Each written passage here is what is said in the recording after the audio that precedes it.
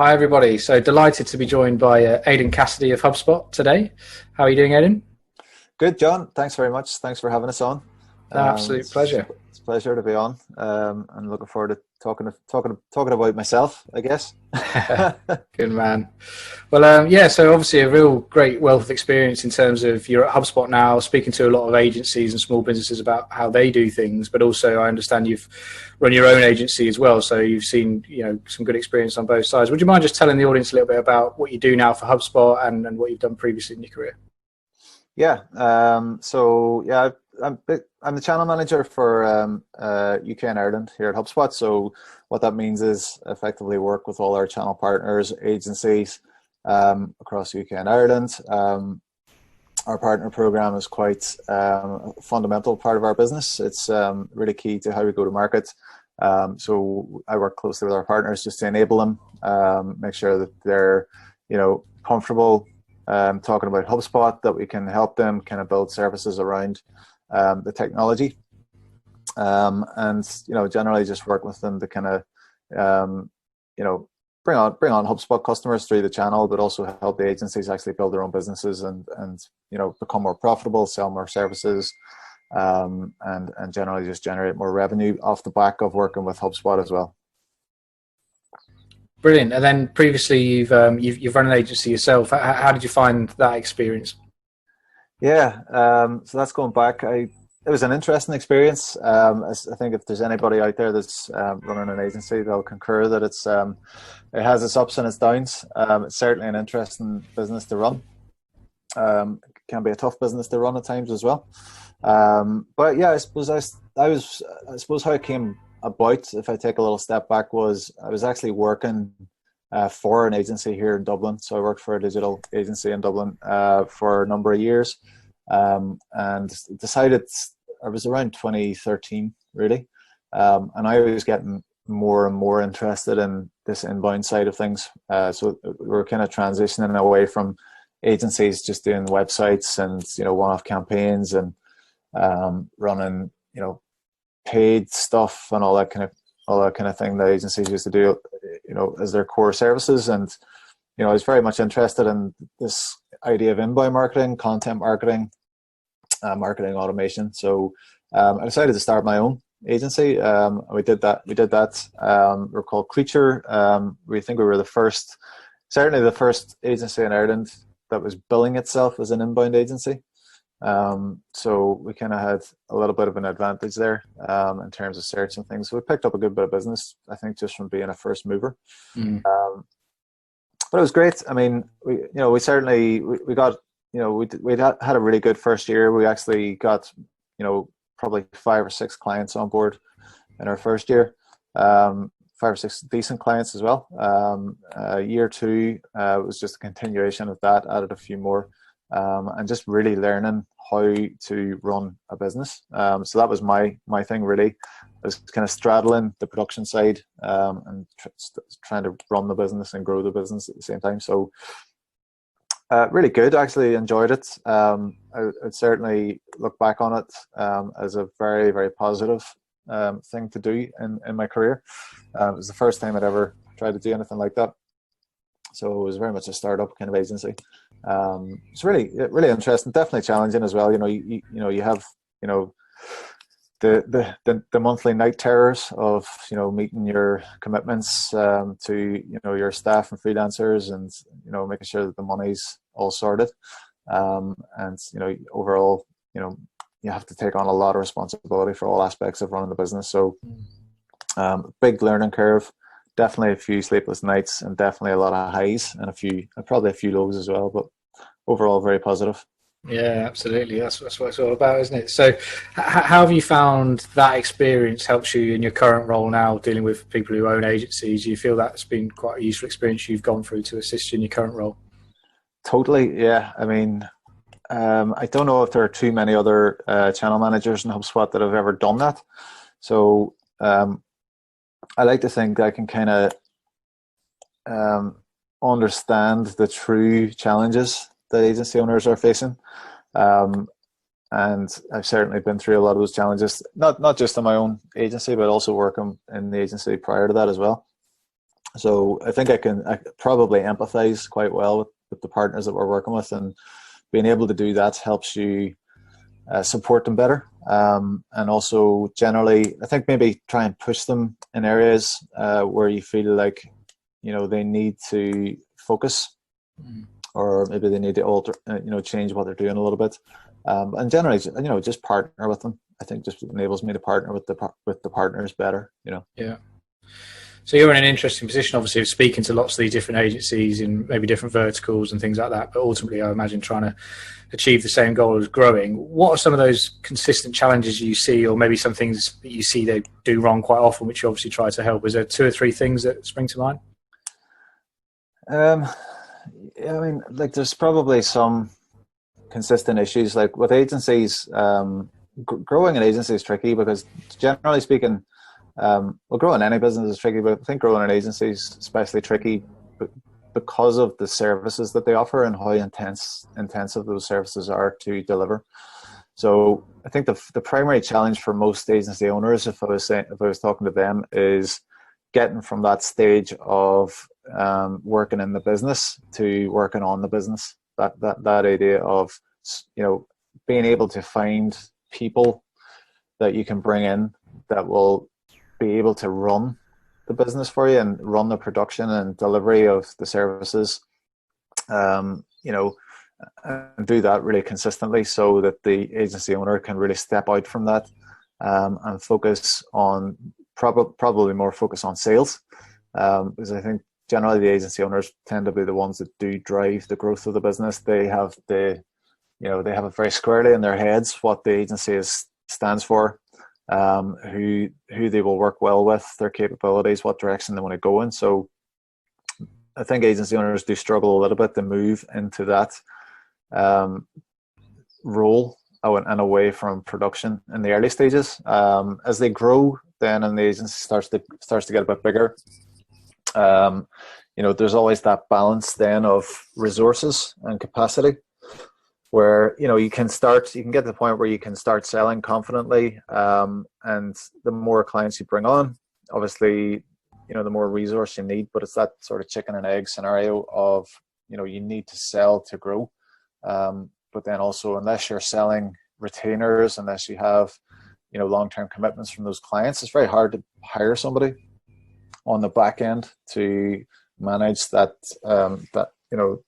to increase your capacity, because you're investing in somebody as a hire for a long period of time. But then sometimes these new clients might not stick around or might not work out as well as you'd hope. Things like that can happen. So you don't want to become overly heavy on the the staffing side too early, because your costs go up and things can become tricky. So then I suppose the next tightrope balancing act then is just getting that right in terms of when to hire new people, how many clients you need to bring on in order to justify that, and just getting the structure of your retainers and contracts and things right, so that you can be confident that you can go out there and hire, and you can bring somebody on, and you can give them a good environment to work in, and a steady kind of solid business to come into. Yeah, and that moves us nicely onto one of the areas we talk about covering these interviews in terms of focus. So we're interested to hear from 2 perspectives, from your own as well. And I know, obviously, currently we're all working remote a lot more now, but I know HubSpot have had a policy of that. So how you manage to maintain focus working from home when you maybe get interrupted with calls, etc. And also, you said there about agencies, the challenge can be the fact that particularly the owners get involved in the production and the services, and maybe you get in the danger of over-servicing clients and things like that. So the agencies that you see do this well in terms of focus and delivering sort of high productive work, are there any things that you can share with us there as well? Yeah, I think certainly, like the ones that manage to get over that hump, I think,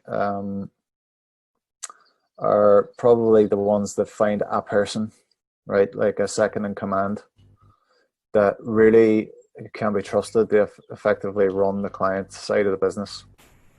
So that to me is the foundation for most of the really successful agencies that I see, is that they have the owner stroke you know, MD, whatever that person is, probably the founder of the agency, who can oversee the strategic direction, the hiring, look after the money, and probably in most cases do a lot of the selling, right, and the pitching. But then just having that, you know, sergeant major type person who can run a tight ship behind them, and make sure that they're not over servicing, and that costs are being controlled, that, you know, times are being managed properly. And I think where that person is missing, the agency owner really struggles to move forward. So that's a kind of a key hire, I think, for a lot of agencies. And, you know, getting that hire right is, I'd say, the difference between agencies that go on to become, you know, 30, 40, 50, 60 person agencies, and those that get stuck in the kind of 5 to 10 person agency. In terms of goal setting, Aidan, how do you see that in the success of agencies? How important is it to have goals that you work to, and what processes can people put in place to help achieve them as well? Yeah, I mean, critical is the short answer, because you know, any business that doesn't have a clear set of goals and a clear structure for how those goals are met throughout the different parts of the organization and throughout the different levels within the company, you know, they're going to completely lose alignment, and they're going to suffer the chaos. I don't know if you've ever worked in a business where, you know, people weren't on the same page. You know, you get competing agendas, lots of different projects fighting against each other, a lot of politics internally, and a lot of confusion around decision making. You know, I think that's largely due to a lack of clear goals, a lack of clear vision and strategy from the top down, and having a structure to turn that strategy and those goals into actionable kind of plays and playbooks for different teams within the business are, you know, they're the difference between a company that is just pulling in lots of different directions, and, you know, the growth will be slowed down because of that, and a company that is fully aligned, where all the different parts of the system can, you know, be given autonomy to, you know, do their bit, and they fully understand how what they're doing fits in with the overall picture of where the company needs to go. So and it's just, yeah, you can't really understate the importance of it. And I think for agencies, you know, there's lots of ways you can do goal setting. You know, you can look at, I mean, you'll probably know better than me, John, you know, but, you know, you've got your financial metrics and how you want to grow in terms of turnover and revenue, the number of people you want to hire, the number of lives you want to have an impact on. You know, you've got your clients, you know, happiness, and how they feel your performance. So there's lots of different ways you can set and measure goals as an agency. And I think it's really useful. One thing I've seen done brilliantly at HubSpot, which I've never seen done as well anywhere else, is a thing called the M spot, which is it's just a little, it's, you know, you can do it on one sheet of, you know, a slide, and it just sets out the mission, the priorities, the strategy, and, you know, the omissions, things that we're not going to do in a very sort of structured way. And you can see clearly where the company's going, you know, what we're trying to do across the different stakeholders. So across product, across our customers, across sales, you know, and all of the KPIs that fall within those areas. And everybody is measured on those to some extent. And as you move down the chain, then the KPIs just get a little bit more granular, right down to individual KPIs as well. So, you know, the whole operating system of the organization is mapped out. And we all kind of know that the things that we're measured on as individuals, as teams, as segments, they all filter back up to that overarching goal. So it creates a lot of buy-in as well, I think, for a company, and it takes away, you know, for management, I think especially, it takes away that need for managers to kind of be, you know, constantly kind of managing, as it were. And managers can step away from being managers to being leaders, because the system is in place to, you know, allow the company to function as it should be according to where the company wants to go. Do you know what I mean? So I think having that model in place, having the data that you need to kind of measure those KPIs and understand how you're doing against them, giving people access to that and letting them take ownership of that as well. That creates a very transparent working environment for everybody, and that's definitely something that I've never seen before HubSpot. But I would probably argue it is the secret to HubSpot's success. Wow, really interesting. And at that level, so those top level goals, like you say, they're setting. How often should business owners be reviewing these things? Is it monthly, or do you sit down really deep dive into it every quarter, 6 months? What do you think about that? Every year, those are set on an annual basis at HubSpot. So our executive team go off every year, once a year to, I think it's like Martha's Vineyard or somewhere like that. They just all go off site, and they call it tuna season, where they sit down and they work out the big things that they want to do this year, like what tuna are they going to land this year, be it new product launches, be it moving into new markets, opening up new territories, and they set those at the start of the year, and we basically execute on it for the rest of the year then. So for some small business owners watching this, if they do you see companies who do this well who maybe have co-directors who they can discuss these things together, or maybe single owner managed businesses having mentors or anything? How would you think small businesses could do these things when maybe they haven't got a big executive team to organize this sort of thing? Yeah, I mean, HubSpot was started out, it didn't have a big executive team, but they've been doing this since the start. This is a kind of a fundamental thing that was put in place at the very start of the company. So I think, even if you're a company owner on your own, you can certainly look to people within your team, within your company, to work with you on these things, and that's a good way to start out. Outside help for sure, non-executive directors, coaches, mentors, even potentially competitors could be, a source of inspiration for these things, depending on your, competitive environment. I've certainly, at the agency I used to work at, we had a relationship with another agency. We knew the guys in there. They were a bit ahead of us. They've been running for a bit longer than us, and we would ask them for advice sometimes, and we would work together. So, I mean, there's lots of, don't sit there thinking you have to do it all on your own. The more trusted people that you can have working with you, the better. And that can come from anywhere. I think, could be from within your business, it could be from, outside your business. But I think it's important to, seek help, and sometimes just to get outside your own kind of, it's probably well covered in Daniel Kahneman's book, Thinking Fast and Slow. But we all have biases and things like that we're unaware of. So I think it is important to actually go and talk to somebody else and get a sense of where your blind spots are and what you might be missing. Very good. And currently on my bookshelf next to read, actually, that very same book. So I hear very good things, and another reference there, which is great. But the final thing I wanted to talk to you about, Aidan, since we've get your insight on this, is around the future of agencies. So obviously, with your insight into HubSpot and how they're working with their partners and things, but always a changing industry. But where do you see the next few years going, and where will the successful agency be, and what will they do? I think there's going to be the agency sector is it's continually moving, right? You know what I mean? I mean, any agency that's going to be here in 5 years is going to have to shift with the times, as they always have done. But I think fundamentally, what agencies do outside of the services they deliver, I don't think the fundamentals have changed that much. I think what companies hire agencies for is ideas, creativity, outside perspective. If you're an agency, I think it's easier in some respects to have some sort of superpowers and specialize in certain areas.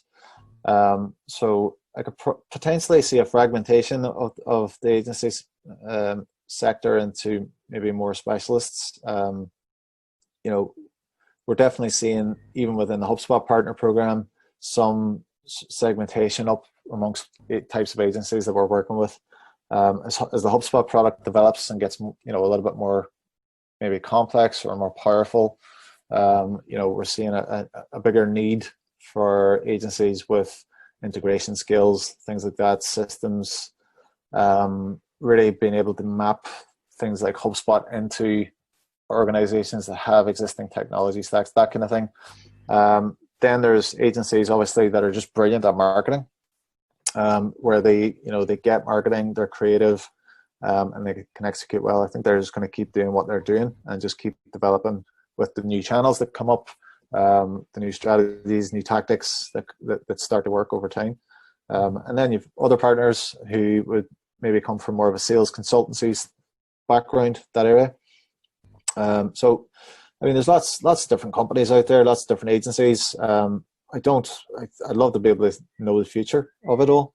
But, if it was my 2 cents and if I was starting an agency today, I'd certainly be thinking about, I come from a marketing background originally, but I'd certainly be thinking about, how a marketing agency can be more involved in the kind of commercial element of a bit of their clients and how they can deliver value to the bottom line, and not just about deliverables. So the old cliche of the Mac monkey. So people that just create assets and deliver content, pictures, that kind of stuff. I think anything that's that commoditized is probably going to be outsourced. It's going to be done cheaper. There's going to be new ways to do that stuff. So the ideas, the strategic thinking that agencies can help their clients with, helping them make choices in terms of what to do and what not to do, and keeping being a way for their clients to tap into innovation, new ideas. That's all stuff that the good agencies have always done. They've obviously been really good at what they do, right? So if you're a PR agency or a content agency or an ad agency or whatever, the output of your work is always important. But the really, really good agencies are, they really partner with their clients and they're able to challenge their clients, and they earn the trust of their clients by really driving them, as opposed to just taking orders and delivering assets. Do you know what I mean? Mm-hmm. So I don't know if it's probably, I mean, it was a big question. I hope I've done it justice, but absolutely. No, thanks so much, Ed. I think agency owners watching this are going to pick up some really interesting insights from how they can, improve their business. Back to the recruitment you were on about earlier and those goal setting things, but also about the direction they take it. So brilliant. Thanks so much for your time, Aidan. Really interesting stuff. And I hope everyone found that useful. Thanks very much for joining us. Thanks, John. Cheers. It's a pleasure.